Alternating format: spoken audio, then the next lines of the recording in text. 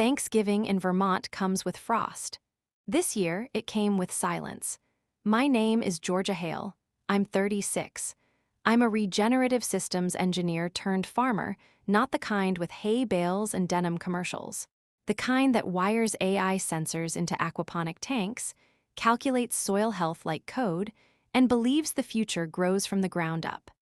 I live in central Vermont, on 12 acres of misfit land I've spent the last 6 years rebuilding with my partner Eli, solar by solar, row by row.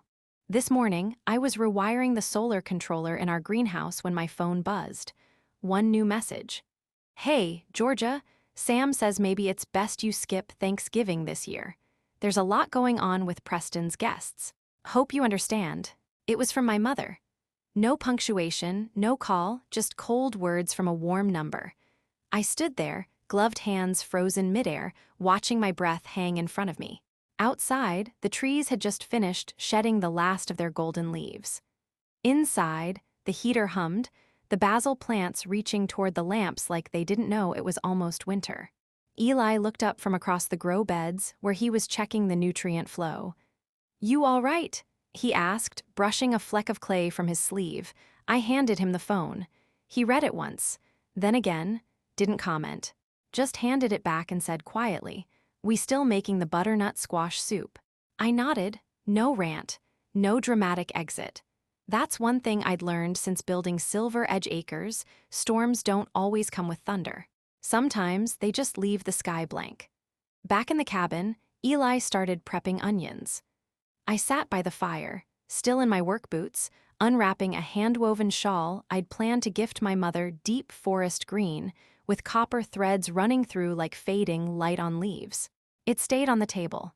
They de-set it before in other ways, too intense, too different, too not polished enough. But this time was clear, not invited, because Samantha was hosting. Because Preston's colleagues, clean suits, clean money, might feel confused about what a woman who grows lettuce with code was doing at the table. They didn't want questions. They didn't want the story where I left New York and MIT to build a farm out of sensors, rainwater, and patience. They wanted the picture-perfect version, and I didn't fit the frame. So I peeled carrots while Eli boiled broth, and outside, snow dusted the old stone wall. Inside, it was quiet. But for the first time, I wasn't reaching for noise, just breathing, letting it settle. Because when a door closes early, sometimes it just means you've outgrown the house. They thought I left too much behind. I thought I was finally picking something up. I didn't come from farmers. Not really. My dad worked in insurance, the kind who wore khakis to mow the lawn and built IKEA furniture with an electric drill he didn't need.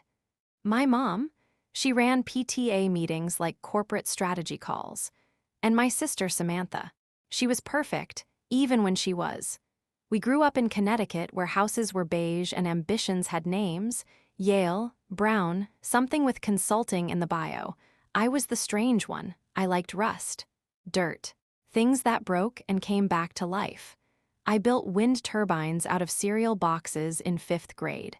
At 14, I hacked the school's sprinkler system to water the gardens more efficiently. At 16, I was accepted early to MIT. Everyone was proud. Until I said I wanted to major in agriculture and climate systems instead of finance or biotech. Dad blinked. Mom pursed her lips like I'd just announced I was joining a commune. "You're too smart to throw it all into soil," she said. I didn't argue. I just nodded and kept going. After graduation, I took a job with a climate data firm in New York. The money was good. The view from the 22nd floor was better. But the work? We ran models that showed drought would hit the Midwest in 7 years, then sold the report to companies planning to bottle water and buy farmland. I was told to keep quiet, smile in the pitch deck, don't spook the board. One night, I left a meeting and walked 10 blocks in the rain, past a produce vendor, picked up a tomato, and burst into tears. It had no scent, no weight, just a waxed, hollow thing pretending to be food. Like me, in that job, I quit the next day. I didn't have a plan, just a name I remembered from a climate conference. a woman in Vermont who'd left academia to build soil instead of spreadsheets. I emailed her. She wrote back. That's how I landed at Silver Edge Acres. Back then, it was 6 muddy acres, a broken greenhouse, and 3 leaking rain barrels. And Eli. He was the tech guy, the one she brought in when sensors glitched or the irrigation app failed. He was quiet. T-shirt always stained with coffee. First time I met him, I asked why he left Seattle. He said, because I don't want to be paid to distract people from collapse. I didn't know what to say. But I remember thinking, he talks like the world's already on fire, but he builds like it can be saved. We fixed things. Side by side, pumps, solar banks, and eventually each other. Not with romance, not at first, with silence and presence. The kind that holds steady when your voice cracks. I moved in after the first frost. Not because we were in love, but because it snowed and the pipes in the old trailer I was renting burst. He made soup. I stayed. We never named what we were, we just grew it. 6 years later, this place is ours. 12 acres. 2 greenhouses. 32 clients. A small tech system that alerts me if my kale is thirsty. And a man who still says less than most, but means more than all of them combined. My family never visited. Samantha once asked, "Do you guys live off-grid?" I said, "We live on purpose." She changed the subject. I used to think I was the rusted one, the dented piece they didn't know how to fit in. Now I know I was just built for a different engine. They had turkey and wine. I had soup and silence. I think I won. Thanksgiving night, snow came early. Thin flakes dusted the fence posts like powdered sugar on grief. Inside the cabin, the windows fogged with steam. Eli stirred the squash soup, and I laid out 2 bowls, 2 spoons, and a loaf of sourdough we'd baked 3 days ago. No centerpiece, no curated playlist, just warmth. And quiet. The kind that lets you hear what you're really feeling. I checked my phone once. No messages, no missed calls. Just a photo on Samantha's Instagram story, a long table, tall candles, white wine, gold place cards, the caption, "Grateful for family and vision. Whispering Pines legacy in motion." I didn't enlarge it, but I could make out Preston's father raising a glass, and my parents smiling like nothing, and no one was missing. I had offered to bring homemade cranberry chutney last week, before the message, before the silence. Mom had replied, "Samantha's already coordinated the menu with Preston's team. Everything Espen handled." Handled. That word stuck with me like frost on the inside of a windshield. Like I was a chore they'd crossed off.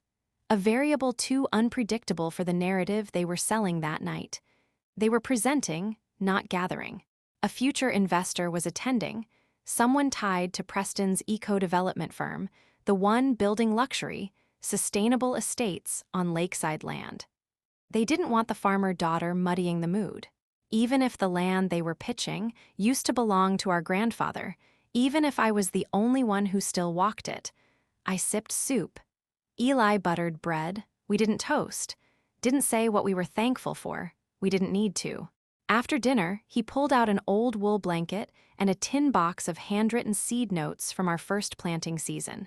We sat by the fire, reading scribbled lines like old love letters to the earth.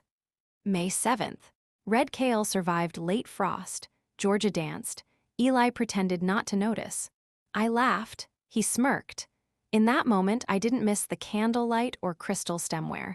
I missed something else, but I couldn't name it. Maybe it was the version of me I used to be, the one who tried so hard to be invited. But here, with ash on the hearth and dirt still under my fingernails, I felt real. Not polished, not impressive, just real. I walked outside for a moment before bed, looked across the field where the greenhouse lights still glowed faintly. At the edge of the tree line was parcel 47, 12 flat acres, untouched. Old maple trees lining the ridge, Lake Glimmer just beyond. Samantha once called it wasted potential. Preston had asked if it was for sale. I had said no. He smiled like I didn't understand what things were worth. He was right. I didn't. Not in dollars, but in roots. And roots don't move just because someone offers granite countertops and solar panels. Sometimes, people only remember you when they need your signature. It was the Monday after Thanksgiving. I was cleaning the seed trays by the shed when the phone rang. My gloves were wet, the sky dull, and the wind smelled like coming snow. I almost didn't pick up. Then I saw the name, Mom, no emoji. No happy belated Thanksgiving. Just, hey, sweetheart, hope you're doing okay. Your dad and I were wondering, would you have time to stop by the house this week? There's something we'd like to go over. A small thing, really, just some paperwork from way back. Preston's been helping us sort some estate stuff. I paused. Estate? That word didn't belong to the people who once told me a compost system was embarrassingly rustic. What kind of paperwork? I asked. Oh, nothing urgent, just something tied to the old property your grandfather left. You know, parcel 47. I knew it wasn't just old property. It was mine, legally, fully. Transferred to me the summer after I left the city, when Grandpa said, "You're the only one who sees value in land you can't bulldoze." I'd forgotten he'd made it official. Apparently they had too, until now. I can swing by Wednesday, I said calmly. Who's going to be there? Just us, she said too quickly. Then added, and Samantha, and Preston, oh, and his friend from the development firm, just to clarify some zoning questions. They're doing due diligence, that's all. There it was, not a family call, a setup.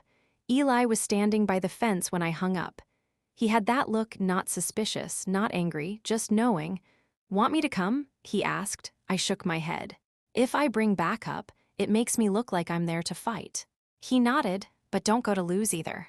I smiled. I won't. That night, I found the old metal folder where I kept all my legal docs, right under our tax returns and the original design sketches for our irrigation model.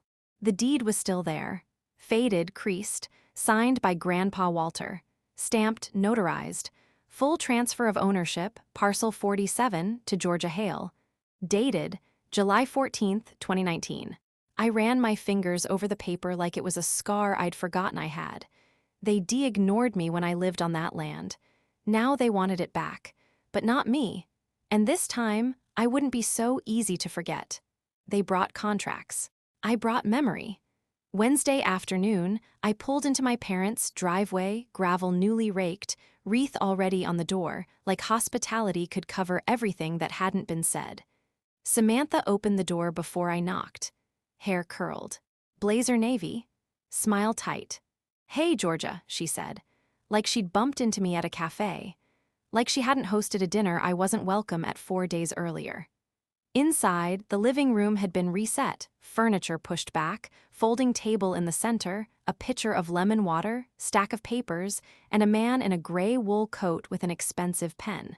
This is Marcus, Preston said, standing near the window. He's from Keystone Capital, just here to clarify a few things before we move forward. Move forward with what? I didn't ask. I just sat down and waited. My parents looked cautious. Dad rubbed his hands together like he was prepping for a speech. Mom fussed with a coaster that didn't need adjusting. Finally, Preston spoke. So, he began, Parcel 47 is part of a larger vision we're working on: a sustainable living community. Eco-forward homes, nature-integrated design, high-end investors, federal tax incentives, the works. I nodded, let him pitch.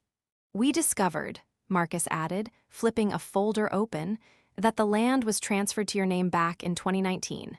We weren't aware of that detail. Detail, right, I said, it's mine. He smiled like a dentist. Well, technically yes, but your parents still retain some historical stewardship, and there are community implications. That's why we'd love for you to sign a clarification addendum, just a formality. He slid the paper across the table. I didn't touch it. What does it say? I asked.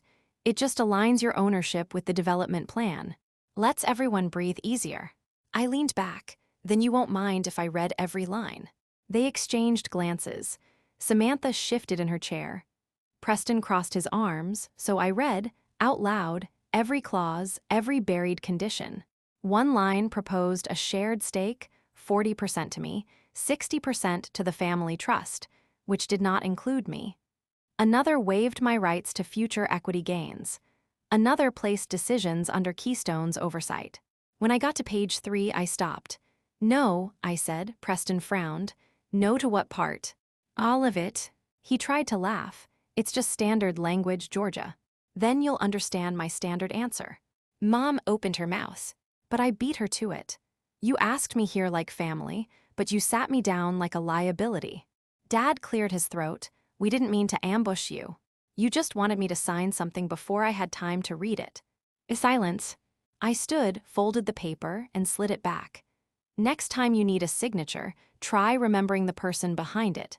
And then I walked out, not fast, not angry, just done. In the car, Eli was waiting, hands on the steering wheel, heat on low, Spotify paused on a Bon Iver song. How'd it go? He asked. They brought a contract, I said. I brought memory. He didn't ask more, just handed me a thermos of ginger tea and turned toward home. And home, this time, didn't feel like something I had to defend. It felt like something I'd already reclaimed. They came with numbers. I came with silence. It was Preston's idea, just a follow-up. Super informal, no pressure. They booked the back room of a boutique co-working space downtown. Glass walls, reclaimed wood, the smell of lavender sanitizer and artificial calm. I showed up in a black turtleneck, work boots still dusted from the greenhouse. Didn't apologize. Marcus was already there, the lawyer in the wool coat. Preston stood near a monitor showing site plans. Samantha greeted me like a guest on her talk show. Georgia, thank you for coming. We really appreciate you being open-minded about this. I didn't say I was, but I didn't say I was. There were 5 of them in total. 2 men I didn't know, one in Patagonia fleece with a tablet, the other in a press shirt that screamed, real estate pitch deck. They introduced themselves as Keystone's strategic partners. The man with the tablet said, Georgia, we've studied your work at Silver Edge Acres. Impressive use of agri-tech, really forward-thinking. It was meant as a compliment. It sounded like an opening bid. I nodded, waited. Then they got to it. Parcel 47 was critical, they explained. Without it, the Whispering Pines project couldn't meet its required eco-certification or connect to the Lakeside Trail system. With it, the land value would increase by 38%, unlocking a federal sustainability grant. And me, they wanted me to be part of it. We're not just asking you to sell, Preston said. We're inviting you in. Equity, visibility, alignment with a national brand. They slid a new document toward me. This time, better numbers, buyout, title shift, co-branded media, even a promise to name a trail after my grandfather. I didn't touch it. Instead, I looked up. Slow, steady. You're offering me a seat at the table, I said. But only now. Only when you realized the table was standing on my land. They blinked. Samantha shifted uncomfortably. It's not like that, Georgia, your family. We didn't know how important that parcel would become. And when I asked to bring cranberry chutney last week, I said, did you know how important that was? No one answered. Preston leaned in. Look, this isn't personal. It's just smart business, and you're smart enough to see that. I smiled. You're right, it's not personal. That's why I read every line. I stood, took the contract with me. Let me be clear, I added. I'm not here to be bought into visibility. I've spent 6 years growing something real without any of you watching. I don't need your spotlight. I need my soil. Marcus stood up halfway, like he wasn't sure if this was ending. Samantha started to say something, maybe soften the blow, but I was already at the door. And just before I walked out, I turned back and said, your project doesn't need my name on it, but it can't exist without mine on the deed. Think about that before you print your next brochure. Then I left, didn't slam the door, didn't flinch. I drove home with the windows cracked open. Let the wind take some of the weight. When I got back, Eli was chopping wood. He looked up, nodded once, didn't ask how it went. I handed him the contract. He looked it over, then said, you going to frame it or burn it? I smiled, maybe compost it. They offered me more money. I offered them the door. The email came 2 days later. Subject line, final offer, parcel 47 collaboration. No, hi Georgia. No pleasantries, just bullet points. White $1. 2M for land rights. White 3% equity in Whispering Pines. White joint branding opportunity. White feature in Eco Forward magazine. It was the kind of offer that looked generous, until you remembered why it existed. Because they'd built a vision without asking who owned the soil beneath it. I didn't reply. Later that afternoon, Samantha showed up at the farm. No warning, no text. Just her white SUV pulling up the dirt path like it belonged there. She stepped out in suede boots that weren't made for mud, carrying a gift bag from a high-end kitchen store in Burlington. I met her halfway down the path, wiping my hands on my work apron. I figured this would happen eventually, I said. She tried a smile. Failed. Can we talk? I nodded once, but didn't move to make her comfortable. She glanced toward the greenhouse. Still growing lettuce with code.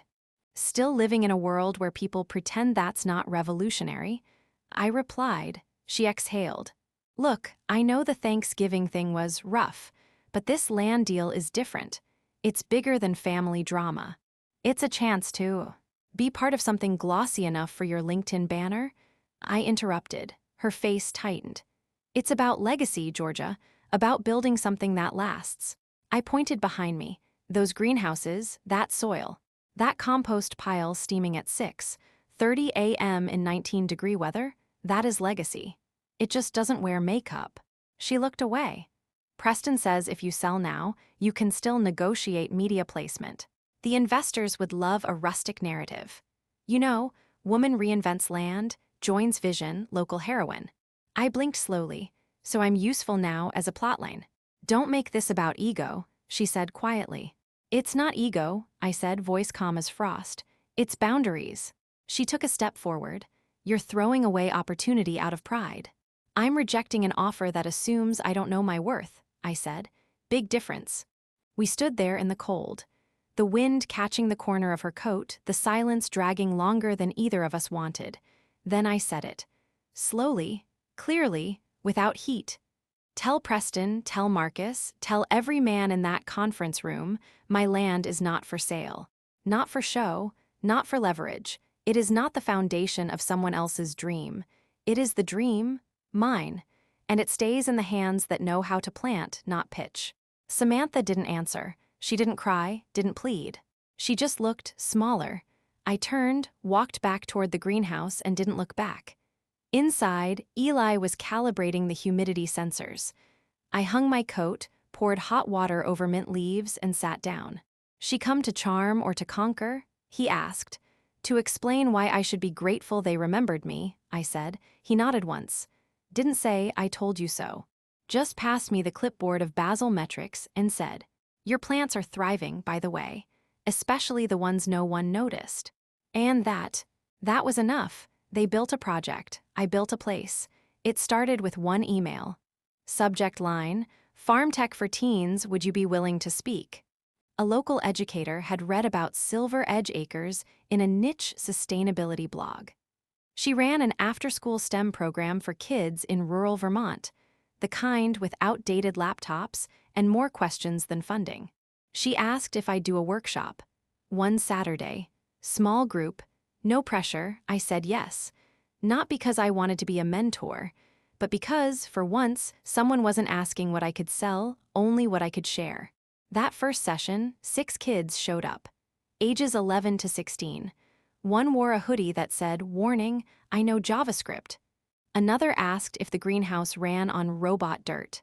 We knelt on cold ground, opened sensors, touched root systems.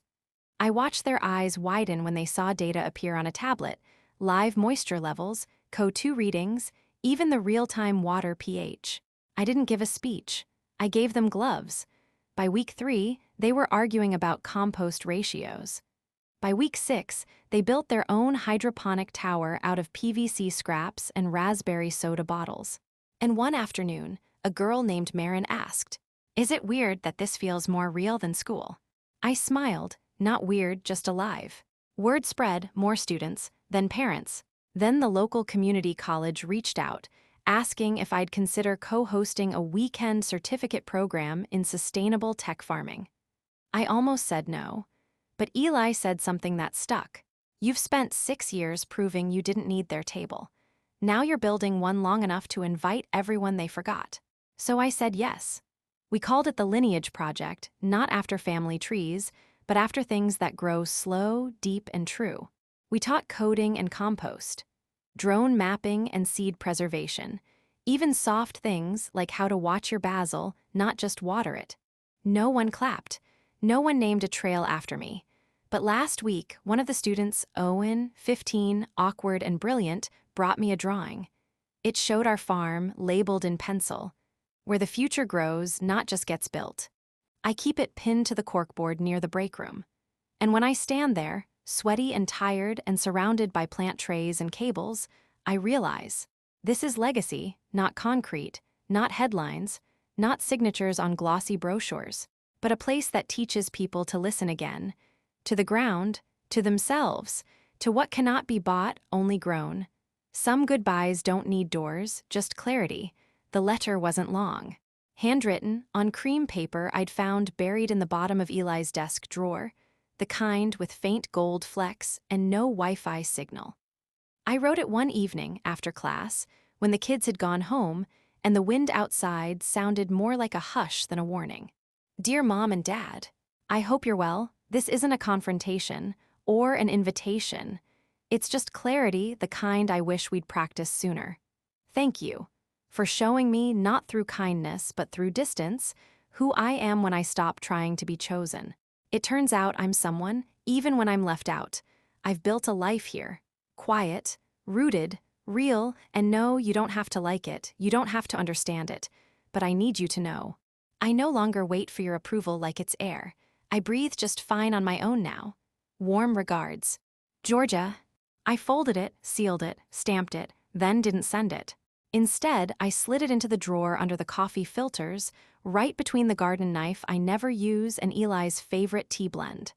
That night, he found me outside near the rain tanks, barefoot in the cold dirt. Letter. He asked, handing me a mug. Unsent, I said. He nodded, then paused. You ever think about writing something else? Different kind of paper. I looked at him. He pulled a small envelope from his back pocket. No jewelry store logo. No velvet, just folded cardstock. Inside, a single question written in his blocky handwriting. Stay forever. My hands shook, not from cold. I looked up. Is this a proposal? It's not a performance, he said. No ring yet. No photographer in the bushes. Just me, asking the one person who makes this place home if she'll keep building it with me. I didn't cry. I just leaned in, forehead to his chest, and whispered, yes, without needing the ceremony to know it's real. He held me there. Sunset brushed the greenhouse glass. Somewhere an owl called once. Then silence again, a deeper silence. Not the kind they used to weaponize at holiday tables, but the kind that says, this is safe. You can let go now. I had, and I would, over and over again for the life we were still planting. They chased elevation. I chose depth. The frost broke early this year. I was standing at the far end of the greenhouse, watching rows of butter lettuce sway under the exhaust fans, when I heard small footsteps behind me. Miss Georgia. It was Owen, 15, shy, always sketching circuits on the backs of seed packets. He held out something, a folded sheet of paper. We had a writing assignment in class, he said. Describe someone who makes you believe in the future. I unfolded it. The words were shaky, but honest. She doesn't wear suits or speak in slogans. She has dirt on her boots and fire in her quiet. She teaches us not just how to grow things, but how to stay when no one claps. I stared at the page, longer than I should have. Is it okay? Owen asked, fidgeting. I didn't know how to make it sound more important. Owen, I said gently, you just made it sacred. After he left, I stayed in the greenhouse, long after the lights dimmed and the misting system sighed to sleep. I walked out to Parcel 47, the place that nearly became someone else's brochure, now fully mine, still untamed in some corners, still wild. I took my boots off, let my feet sink into the thawing ground, and whispered, not to anyone watching but to the soil itself, we're still here. Eli came up behind me, arms folded, quiet as always. He didn't ask what I was thinking. He never had to. I turned to him and said, it used to terrify me that no one would ever really see me. Now I realize they didn't have to. I did, and I still do. He smiled, not with teeth, just with eyes. And then we stood there, me in bare feet, him in boots. On land, we rebuilt with nothing but bruised tools, saved seeds, and decisions that made no sense to anyone but us. They had their vision. I had this. A classroom without desks. A legacy without inheritance. A name that never needed headlines, only one child's notebook to live on. "You ready to plant the Northfield tomorrow?" Eli asked. "Always," I said. And together we walked back. Not toward applause, but toward the rhythm of life we built without permission. The wind behind us, the earth beneath, and nothing ahead, but more to grow.